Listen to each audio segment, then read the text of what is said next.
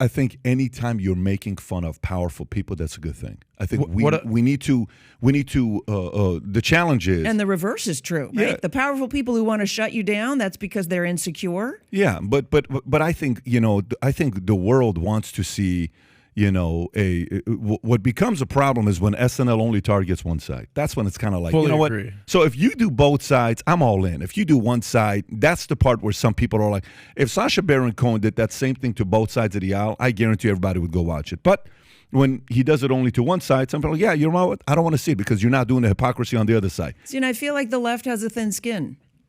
Everybody's got a thin skin. That's the reality. There are a lot of people that think they don't have a thin skin. As soon as their side starts getting thin, I'm kind of with you. I think the left has a thinner skin these days. The original Borat did make fun of left-leaning people. There was that whole Yeah, he conversation did. with like the feminists and everything. That's and true. Yeah, For there sure. were definitely Well, can I give you one who I thought was one of the greatest trolls ever, and it's now he's as vanilla as it gets, is Stephen Colbert. When Stephen Colbert did the Colbert Show, and he portrayed a conservative, right-leaning Trump guy, even in the midst of the Iraq war and Afghanistan, it's like, of course we got to get in there. They've got weapons of mass destruction. And he's like, they didn't. He's like, you can't tell me any different. Like the way that he was able to troll, and this kind of goes back to my comment about misdirection, where Stephen Colbert stands these days. So anytime he does a joke, where it's ending. And I think that's sort of the problem the left has these days is that we already know where you're going, buddy. And that's the whole premise with comedy and trolling and sarcasm is that that's what I respect about Andrew Schultz and what we talked about with him. Bill Burr as well is like he'll go any direction, so you got to stand on that's yard. right. Like for example, this whole thing you're talking about, the left or the right, who can handle it, who can't take it. One of the greatest roasts of all time is Trump's roast. I don't know if you saw when they roasted Trump, and then what Snoop said about Trump. He says, "This won't be the first time you got rid of a black man in his house, or you kicked that." I don't know if you remember that line. What he said. First time you have. And then guess what? He's sitting there. He's being trolled by everybody, and guess who's sitting right in front of Trump? His daughter, and his daughter's laughing at the jokes they're saying about his father, about her father. Which was kind of great to see. I mean, that show. If you know, funny jokes. A lot of times they say he's got thin skin. I mean, some of it can be credible. But if you got thin skin, I don't see a lot of left sitting there being roasted by, people in the media space. The Republicans, guys like him. Hold on. Didn't Trump literally axe the White House correspondents? No, I'm talking about. I'm just saying in terms of like who can handle it, left versus right. I'm pretty I sure totally Trump get that. But the first person you think about when you say he can't handle it, the first person everybody goes to is who? Trump, because he's got thin skin. Everybody's like, oh, he's got thin skin. If you got thin skin. The last thing a thin-skinned person would do is the following. I'll give you a judgment on this here. You can let's have some banter on this one. Sure. So, for example, yesterday Kyle came on the podcast. One of my favorite podcasts of the year, okay? Not because we agreed, but it was interesting to see where he was at, and we had a good discussion. I'm sitting right here, though. Yeah. I mean, I'm sitting right here. Yeah. This will be the second most interesting. Yeah. You're so funny. Thank you for that. But we had a good conversation. And by the way, I enjoyed Antonio Brown. And Antonio Brown was full-on disrespectful when he was here. He just kind of disrespected the whole audience, us, and it ended up being a very good podcast. But tell me what place Trump wouldn't go to on media where they would trash him. Where would he not go to? Would he not go to CNN? Would he not go to MSNBC? Would he not go to Jimmy Fallon? Would he not go to Jimmy Kimmel? Would he not go to? Would he not? He went everywhere, right? Now, let me flip this on you. How many times have you seen Obama, Clinton, Hillary, any of those guys, Biden, go on Fox ever? How many times? The answer is never, except for once. Well, that's true. Do they? But let me make my point to you. The point I'm trying to make to you is the following.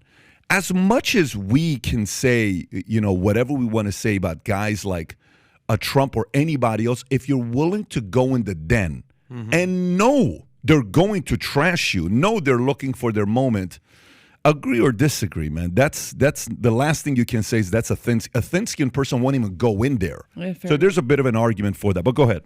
Also, Bernie will do the same thing. I think Bernie, that's why I respect Bernie as well. I don't know if that has to do with Trump being thin-skinned or not. And I think you can make an argument for him being thin-skinned, and that's exactly why he ran to these platforms to air his grievances.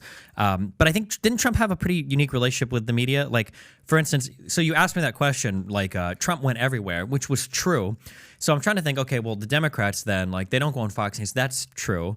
But did they go on media much at all when they were in office? Like, was Obama making regular appearances on course he was. MSNBC or Fox News? He was making his rounds and going talking to people that gave softball questions all the time. He would do late Not night. was, Yeah. was this Sure, during late night. was this during like campaigning, or was this like when he was in office? Either way, when he was in office, and by the way, I've watched every single one of Obama's interviews on late night, or he would go on any of this stuff. I liked watching him, but the challenge was when he went on any shows, it was like, so what's your favorite song? You know, it's like, what do you mean, what's your favorite song?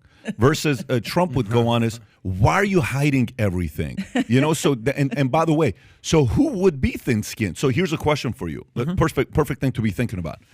We'll invite guests to the podcast, okay? Some of them will email us and say, send us a list of questions. Did you do that? No, Let's I see what should time. have though. See, Gotcha, He comes in, we got you. Thanks, guys. you got your whole fucking syllabus over here, telling me to show up in fucking business attire at 11 o'clock at night. I don't know a single fucking I pair go, of hey, slacks in my I go, goddamn hey, closet. do me a favor. Do the best of your This ability guy. to look your best. He's like, I got sweatpants, blue or gray. Oh, we don't care about that. That's all he got. But here's the point. The point is This the is his following. best attire. The point is the following. Here's the point. We'll invite somebody to the podcast, and they'll say, send us a list of questions, okay? And send us a list of topics. And then we'll invite somebody to the podcast, and they'll say, ask me whatever you want to ask me. Sure. To me, the person that says, send me the list of questions, has got thin skin and is worried about getting caught. Versus, to me, the guy's like, ask me anything. Trump doesn't say what questions are going to be asked me. He just says, he knows they're going to ask him whatever they're going to be asking him. Versus the left, hey, send me the questions. Matter of fact, send me the debate questions to know what kind of questions. And can you edit this question this way for me, Hillary, so I can be a little bit more?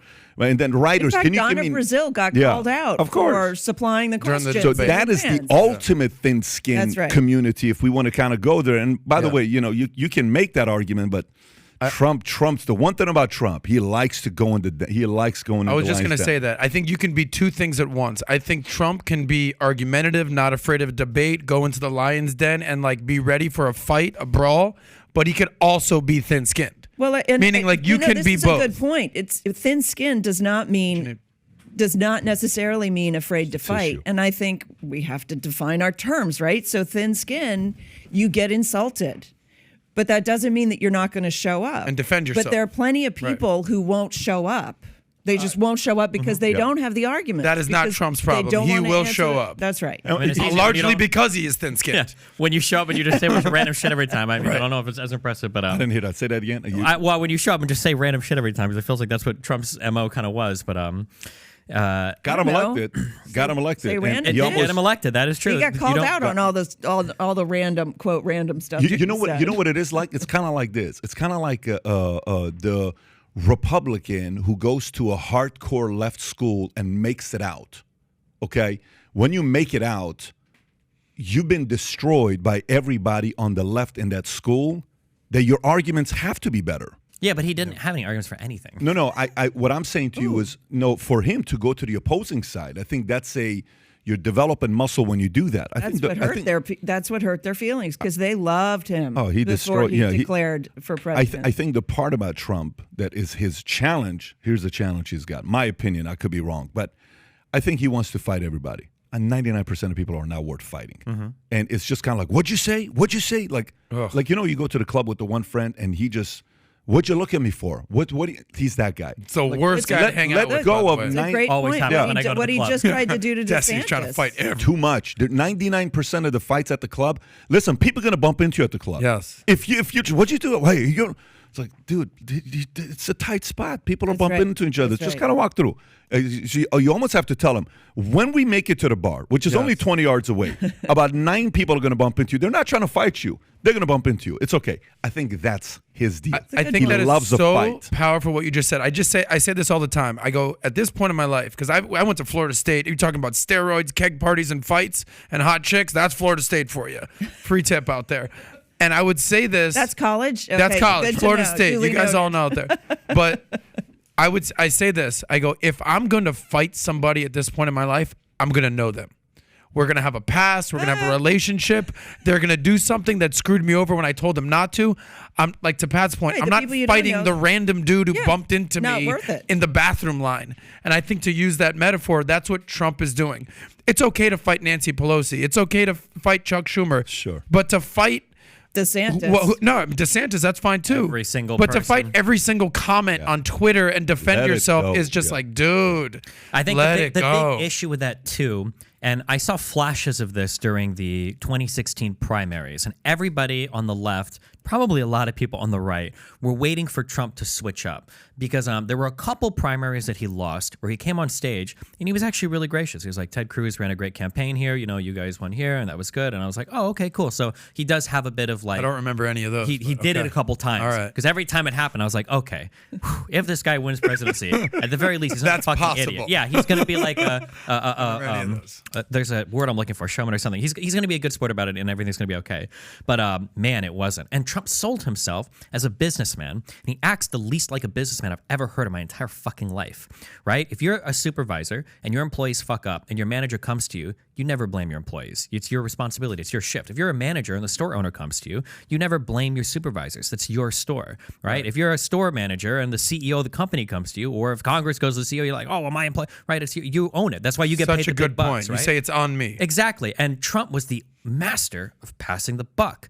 Now, if he wanted to blame the deep state on the Democrat side, even at that, I don't think you should do it because you're the president and it's your job to work through it. And that's what you sold us on. You talked about corporate inversions in Ireland and you talked about bringing people together on things. And you said you were going to do that and he didn't. But the problem is he attacked all of his friends too, right? He attacked Sessions. He attacked his attorney general. He attacked his heads, every nominated head. He's got people in his past cabinet. He's got like every single person. Like if you were on Trump's friends list, you were like 2 weeks away from being on his burn list. And it was like, Jesus, like, can you not hold a single fucking friend at any place? It's like he loves the drama. It's like the chick who loves drama, and you're like, I just want to have a nice dinner, but she's on her phone with all the drama. What he's saying is essentially, speaking of drama, the reason that Biden got elected. I'm not trying to troll you or trigger you, but the reason Biden got elected, at least we thought, was like, can we just calm the temperatures of the drama and the nonsense? Nobody was like, Biden is the best guy ever. He's been in politics 50 years. Nobody. Zero people were Even the that. people that voted for him. It was just like,